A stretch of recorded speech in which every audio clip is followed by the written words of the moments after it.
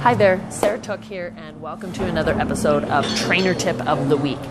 So over the last month or so, I've been breaking down some staple exercises that are commonly done in the gym, but more commonly done wrong.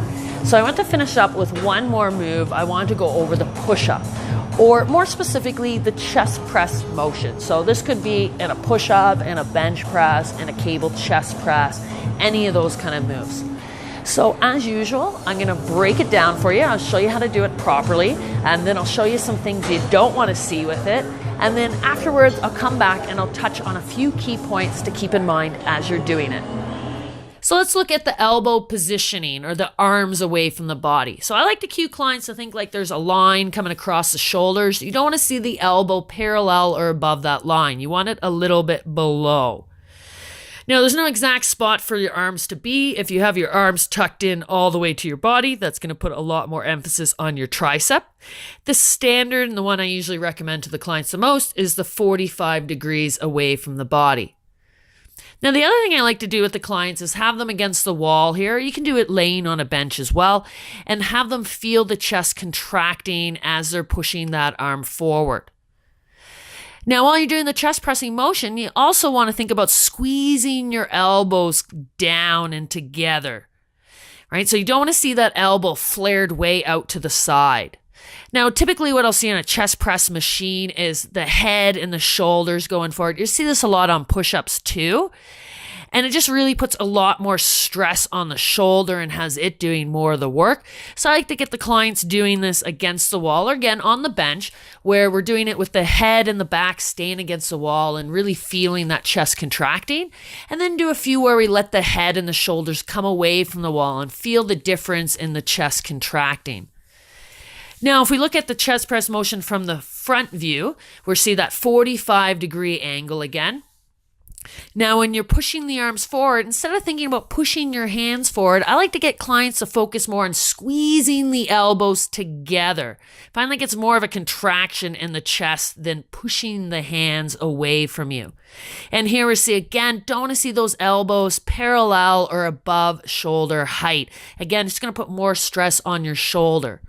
Now let's look at the pressing motion in an actual movement. So we'll look at it in the push-up, which is basically the exact same as the chest press. So notice here, I'm not dropping my head down, and I'm not rounding over in the upper back at that up position. I'm thinking about keeping my shoulder joint nice and tight into my body. You notice I have that standard 45-degree angle with the arms away from the body, and you notice that the pointy part of my elbow almost faces down towards my toes instead of out to the sides. Okay, so that was the chest press motion. So as I said in the video, there's no exact degree for your arm to be away from your body. The standard's the 45 degrees, but you can do it a little bit less of an angle, a little bit more of an angle. If you have your arm completely tucked into your body, this shifts a lot of emphasis from your chest onto your tricep. So more of a move to hit the tricep really good.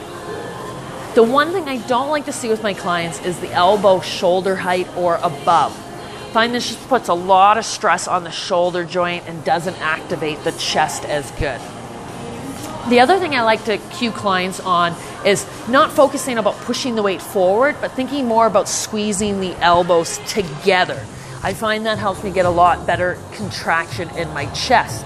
The other thing I'll look at is, are their elbows flaring out, right? We want to kind of think of like squeezing in here so that the pointy part of our elbow is almost facing down, right?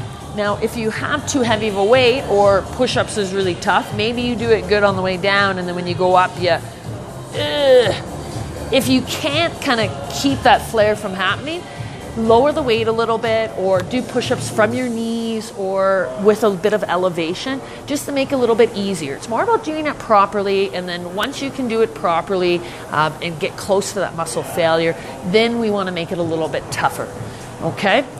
Now, the other thing I like to go over is just making sure that you balance enough chest work with back work.